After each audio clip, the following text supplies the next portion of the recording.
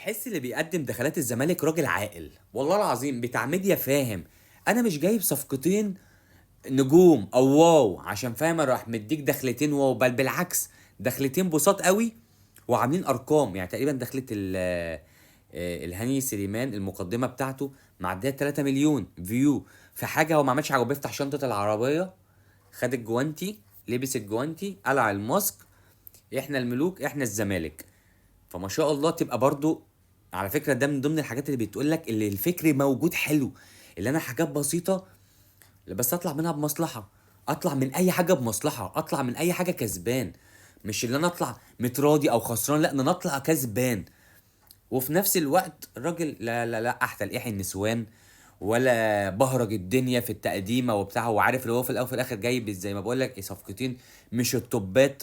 اه هاني سليمان انا مبسوط جدا جدا جدا اللي هو موجود في نادي الزمالك، لان هو كان يستحق اللي هو يبقى موجود في نادي كبير بقاله فتره متالق حلو جدا. فانا مبسوط اللي هو موجود معانا. شيكو بنزا زي ما قلنا كلنا هو بطيخه، يا تطلع حمراء يا تطلع بيضه، واحنا ورزقنا فاهم، لان ما حدش قادر يحكم على الواد ده بصراحه. يعني تشوف فيديوهات ليه يعجبك، تشوف فيديوهات تانية ليه ما تعجبكش، تسمع كلام الناس. بس انا عارف اللي هنا في مصر مروجين الاشاعات، زي ما فاكر محمود بن تاج اول ما جه قال لك عنده اصابه مزمنه لو الناس تفتكر معاه. فانا عارف ان الاشاعات هنا واخده فاهم ليفل الوحش، فما بصدقش حد. فانا بالنسبه لي الحكم الملعب، الحكم ايه الملعب، نشوفه في الملعب واحنا اللي هنحكم. عينينا بتحكم، محدش يقول لي ده حلو وده وحش ده بتاع. انا عيني يا باشا بعرف اشوف بيها كويس قوي اذا كان ده حلو ولا اذا كان ده وحش.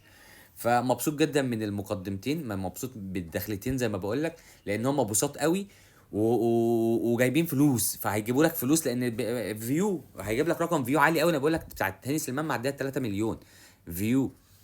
والتانية لسه نازله بتاعت شيكو بنزا دي هتلاقي برضو عامله رقم حلو. فيا مسهل الحال يا رب يا مسهل. عايزين نفضل شغالين يا جدعان بالله عليكم، نفضل اكتف في الموضوع ونفضل يعني بنشوف مصلحة النادي رقم واحد.